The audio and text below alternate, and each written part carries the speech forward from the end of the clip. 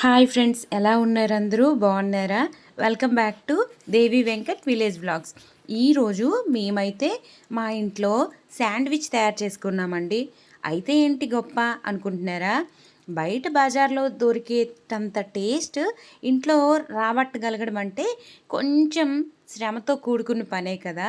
కానీ ఎంతటి కష్టాన్నైనా ఇష్టంతో చేస్తే ఆ రుచి అనేది మనకి తెలుస్తుంది అనిపించుకోవడానికి ఇది ఒకసారి ఇంట్లో ట్రై చేసాం. చాలా బాగా వచ్చిందండి టేస్ట్. ఈ శాండ్విచ్ కోసం అయితే మేము హట్సన్ పన్నీర్ తీసుకున్నాము, అలాగే మొక్కజొన్న కంకులను తీసుకున్నాము, క్యాప్సికన్ని కూడా తీసుకున్నాము. ఈ పన్నీర్ ఎందుకు అంటే మీకు తెలుసు కదా, శాండ్విచ్ మధ్యలో పన్నీర్ కూడా వేస్తే రుచి ఇంకా బాగుంటుంది బ్రెడ్ స్లైస్ల మధ్యలో వేయడానికని. ఈ క్యాప్సికాన్ని చాలా చిన్న ముక్కలుగా తరిగి పెట్టుకున్నాను పక్కన ప్లేట్లో. అలాగే మొక్కజొన్న నుంచి కంకుల నుంచి మొక్కజొన్న గింజల్ని వేరు చేసేసాను. మసాలా కోసం కొంచెం ఎండుమిర్చి తీసుకున్నాను. అలాగే జీలకర్ర, ధనియాలు కూడా వాటిలో తీసుకున్నాను. క్యాప్సికము, టమాటో, ఆనియన్స్ వీటన్నిటిని చాలా చిన్న ముక్కలుగా, మీకు వీలున్నంత చిన్న ముక్కలుగా తరిగి పెట్టుకుంటే మనం శాండ్విచ్ తయారు చేయడం ఈజీ అయిపోతుంది. ఎందుకు అంటే శాండ్విచ్ మధ్యలో వీటిని పచ్చిగా పెడితే మనకి తినేటప్పుడు రుచి బాగోదు. అలాగే స్టవ్ మీద ఒక ప్యాన్ పెట్టుకొని దానిలో కొంచెమే ఆయిల్ వేసుకొని ఈ ఆనియన్స్ అన్నీ లైట్ బ్రౌన్ కలర్లోకి వచ్చే వరకు వేయించుకున్నాను. ఎక్కువ రోస్ట్ చేసిస్తే శాండ్విచ్కి రుచి రాదు. ఇది మీరు ముఖ్యంగా గుర్తుపెట్టుకోవాల్సిన విషయం.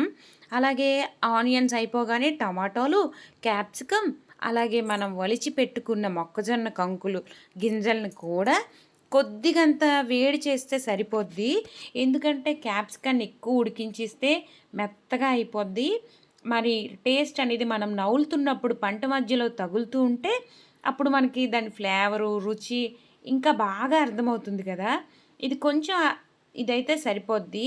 మరీ ఎక్కువగా ఉడికించక్కర్లేదు. కూర ఉడకబెట్టినంతగా దీనిలోనే ఉప్పు, కారం, పసుపు మీరు ఏదైనా మసాలా వెయ్యాలి అనుకుంటే ఇప్పుడే వేసుకోవచ్చు. నేనైతే వేరేగా ఎక్స్ట్రాగా మసాలా వేయలేదు. ఎందుకు అంటే మిక్సీ జార్లో ఎండుమిర్చి, జీలకర్ర, దాల్చిన చెక్క, ధనియాలు వీటన్నిటిని మిక్స్ చేసి ఆ మిక్సర్నే నేను మసాలా కింద వాడుతున్నాను. ఈ వేయించుకున్న మొక్కజొన్న, క్యాప్సికమ్ ముక్కల్లో పనీర్ కూడా చాలా చిన్న పీసులుగా కట్ చేసి వేసుకున్నాను. ఎందుకంటే పనీర్ చాలా పెద్ద పీసులు అనుకోండి తినేటప్పుడు ఉడకదు, పచ్చి పచ్చిగా ఉంటే దాని రుచి బాగోదు. ఇక్కడ నేనైతే కిసాన్ కెచప్ తీసుకున్నాను. ఇది టమాటో సాసు. ఎందుకు అంటే మనం శాండ్విచ్కి కంపల్సరీ ఈ మయోనైజ్ ఉండాలి. ఇది వైట్ కలర్లో క్రీమీ స్ట్రక్చర్లో ఉంటుంది కదా.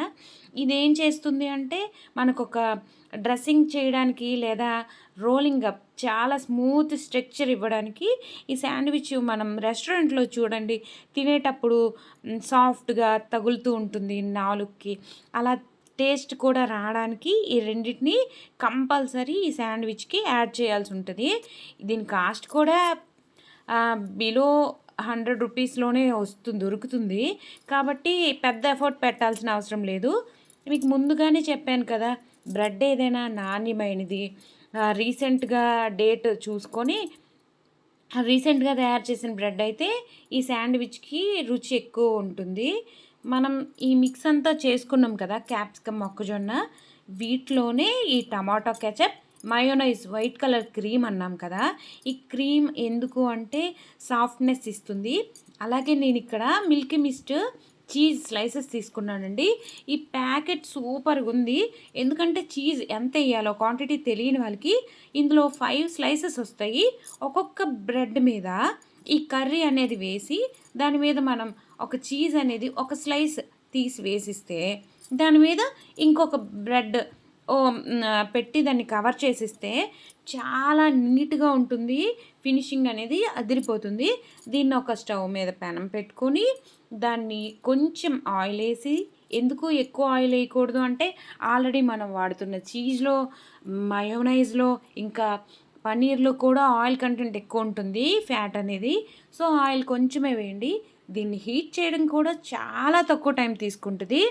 ఎందుకు అంటే బ్రెడ్ వేసి పెనం మీద 1 or 2 minutes ఉంచితే చాలు, కొంచెం హీట్ చేస్తే చాలు, ఓవెన్ అయితే మా ఇంట్లో లేదండి. మేము ఉండేది విలేజ్‌లో. విలేజ్‌లో ఉన్న మనకి రెస్టారెంట్ స్టైల్‌లో ఏదైనా శాండ్‌విచ్ తినాలి, నోటికి కారంగా చక్కగా ఉండాలి అనుకుంటే ఇది ట్రై చేయండి. ఇంట్లో తయారు చేసుకున్నాం కాబట్టి పిల్లలందరికీ చాలా బాగా సర్వ్ చేయొచ్చు. మన పిల్లలు తినేటప్పుడు అడుగుతారు, "ఇది ఎక్కడి నుంచి తెప్పించారు? ఇంట్లో చేయలేదు కదా!" అని. కానీ వాళ్ళకొక స్కూల్ నుంచి రాగానే ఒక సర్ప్రైజ్‌లా ఉంటుంది. "నిజంగానేనా? మీరు చేశారా? చాలా బా వచ్చిందని" వాళ్ళు చాలా థాంక్స్ చెప్తారు, ఆనందపడిపోతారు.